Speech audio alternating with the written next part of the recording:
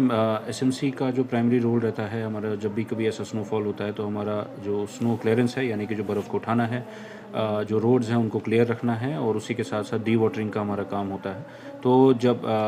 अमूमन विंटर में हमारा विंटर कंट्रोल रूम जो है वो रेडी होता है, बट हर बार ऐसी जब भी प्रेडिक्शन आती है तो एक बार उसका दोबारा से जायज़ा लिया जाता है और उसको पूरी तरह से अलर्ट पर रखा गया है। हमारे 35 वार्ड्स हैं और 43 हमारे पास मशीन्स हैं जो स्नो क्लियरेंस की हैं, जो इन वार्ड्स में डिप्लॉयड हैं, अलग अलग वार्ड्स में हैं ये।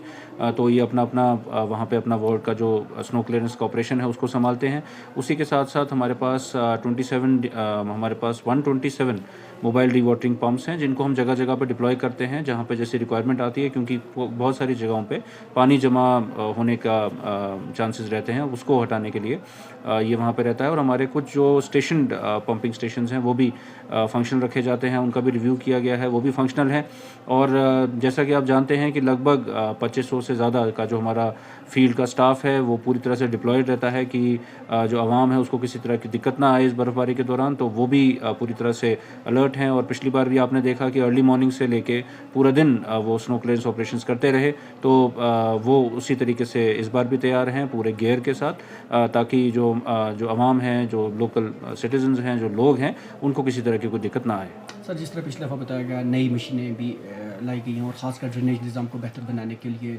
उस तरह डी वाटरिंग के पंप्स भी रखे गए हैं। थोड़ा बता सकते हैं कौन सी नई चीज़ें हैं और कौन सी वो चीज़ें हैं जो इस वक्त ऑन प्लेस रखी गई हैं? देखिए, हमारी बड़ी सारी मशीनें हैं जो ऐड ऑन हुई हैं इसमें। हमारे जो एग्जिस्टिंग स्नो क्लियरेंस का मशीनरी थी उसमें ऐड ऑन हुई हैं। ये काफ़ी हाईटेक मशीन्स हैं और जैसा आप जानते हैं कि यहाँ पे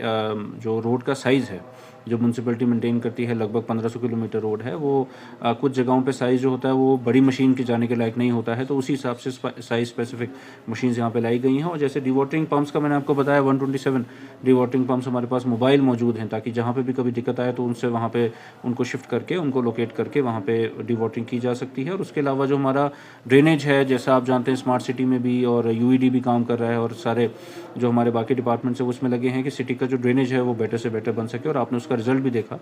कि पिछली जो स्नोफॉल हुआ है, जो बर्फबारी हुई है, उसके दौरान हमें कहीं इस तरह की वाटर लॉगिंग की कोई बहुत ज़्यादा समस्या कहीं पे आई नहीं। तो उसी को आगे लेके चल रहे हैं। जो हमारे डी वाटरिंग पंप्स हैं और जो हमारा ड्रेनेज का नेटवर्क है उसको एक्टिव रखने के लिए हमारे पास परमानेंट पंपिंग स्टेशन भी हैं, तो उसकी मदद लेके हम ये इंश्योर करते हैं कि जो पानी का जमाव कहीं पर ना हो।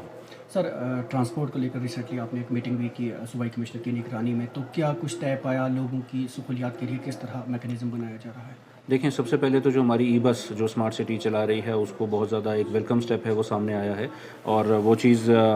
जो उस मीटिंग में भी सामने आई और बहुत ही बेहतरीन तरीके से टाइम टेबल के हिसाब से हमारी बस वो चल रही है। और उसी के साथ साथ अब ये जो नया सिस्टम है इसको कैसे हम आरटीसी की बसेस और जो लोकल बसेज है उसके साथ इंटीग्रेट करके चलाएँ, ताकि टाइम टेबल एक बेहतर मिल सके लोगों को और एक अश्योर्ड सर्विस मिल सके। तो उसके ऊपर हमारी कोशिश है, हम उसके ऊपर फर्दर प्लान बनाने जा रहे हैं और हमें पूरी उम्मीद है कि वो पूरी तरह से हम लोग time table wise proper scheduling के साथ जो हमारे बाकी ट्रांसपोर्ट की फैसिलिटीज़ है उसको प्रोवाइड कर सकेंगे। उसी के साथ साथ